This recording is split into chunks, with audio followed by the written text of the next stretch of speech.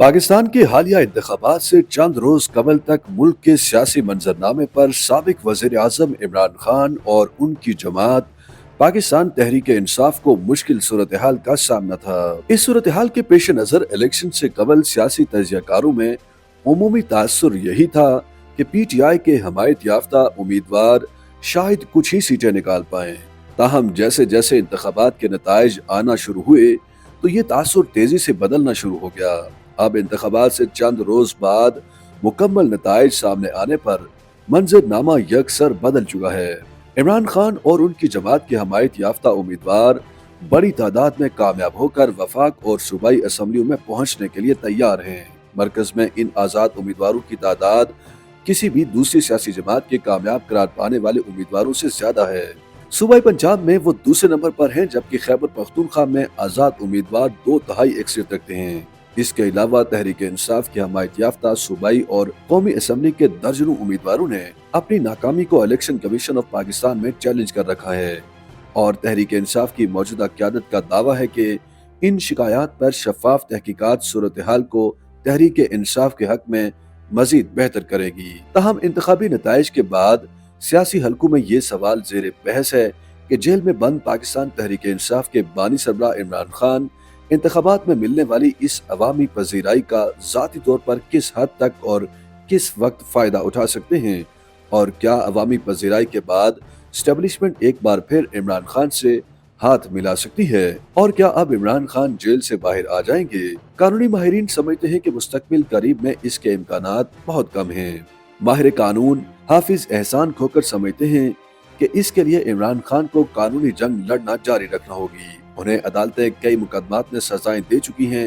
ये सजाएं मुअत्तल या खत्म करवाने के लिए भी उन्हें अदालतों ही में जाना पड़ेगा। बदली हुई सूरत हाल का उन्हें सियासी फायदा तो हो सकता है, लेकिन इससे उन्हें अदालतों में कोई रिलीफ मिलता नजर नहीं आता, क्योंकि अदालतों से रिलीफ हासिल करने में इमरान खान को इसलिए भी मुश्किलात का सामना होगा कि वो कई मुकदमात जैसे साइफर केस, तोशाखाना या असासा जात के केसेस में बज़ाहिर गलती तस्लीम कर चुके हैं। साबिक वज़ीर आज़म इमरान खान को सजाओं पर अदालती रिलीफ मिलने के इम्कानात इसलिए भी कम नजर आते हैं कि मरकज में उनकी जमात हुकूमत बनाती नजर नहीं आ रही। ताहम सियासी तजियाकारों के मुताबिक वफाक और सूबाई असम्बलियों में इमरान खान के हमायत याफ्ता उम्मीदवारों की मौजूदगी से फिलफौर इस हद तक फायदा जरूर होगा कि अब इस तरह के फोरम्स पर साबिक वज़ीर आज़म के हक में आवाजें मुतवातर बुलंद होंगी और उन केसेस और उसके तरीकाकार पर भी दूसरी राय सामने आएगी जिनके तहत इमरान खान को सजाएं हुई हैं। कानूनी माहिरीन के मुताबिक इमरान खान की सजा खत्म होने और जेल से बाहर आने के दो रास्ते हो सकते हैं। एक ये कि उनकी जमात मरकज में हुकूमत बना ले, उनका वजीर आजम बन जाए, वो सदर को एडवाइस करे कि इमरान खान की सजाएं कम्यूट यानी कम कर दी जाएं। इस सूरत में वो बाहर तो आ जाएंगे, लेकिन उनका लीगल स्टेटस बरी होने का नहीं होगा, यानी अखलाकी तौर पर वो अदालती अमल से गुजर कर और बरी होकर रिहाई नहीं पा रहे होंगे। उनके ख्याल में दूसरा रास्ता ये हो सकता है कि उनकी जमात की हुकूमत बन जाए और फिर वो इदारे जो उनके खिलाफ मुकदमात में इस्तिगासा हैं वो अदालतों से अपने मुकदमात या दरखास्तें वापस ले लें।